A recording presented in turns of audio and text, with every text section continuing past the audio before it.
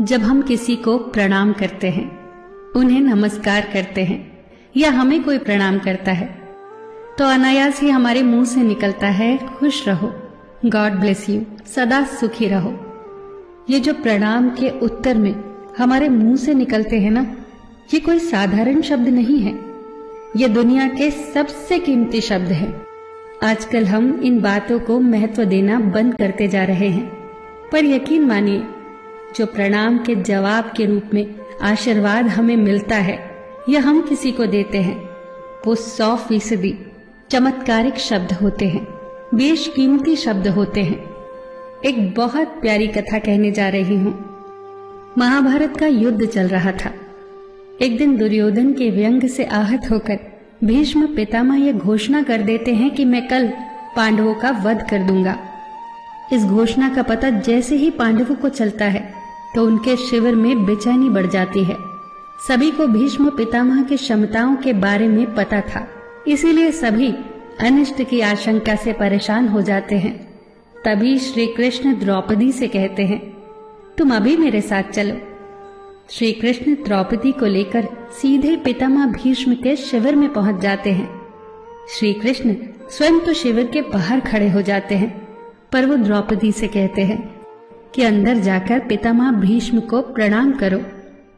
जैसे ही द्रौपदी ने शिविर के भीतर जाकर पितामह भीष्म को प्रणाम किया, तो पितामह भीष्म के मुख से द्रौपदी के लिए ये आशीर्वाद निकला, अखंड सौभाग्यवती भव। जैसे ही ये आशीर्वाद उनके मुख से निकला, उसी क्षण उन्हें स्मरण हो आया कि आज ही तो उन्होंने पांडवों के वध की घोषणा की थी और स्वयं ही उन्होंने द्रौपदी को अखंड सौभाग्यवती रहने का आशीर्वाद दे दिया। फिर पितामह भीष्म ने द्रौपदी से पूछा, पुत्री, क्या तुम इतनी रात को यहाँ अकेली आई हो या तुम्हें यहाँ श्री कृष्ण लाए हैं? तब द्रौपदी ने कहा, जी पितामह, और वो शिविर के बाहर ही खड़े हैं। शिविर से बाहर निकलकर दोनों ने एक दूसरे को प्रणाम किया और पितामह भीष्म ने कहा, मेरे एक वचन को मेरे ही दूसरे वचन से काटने का काम केवल कृष्ण ही कर सकते हैं।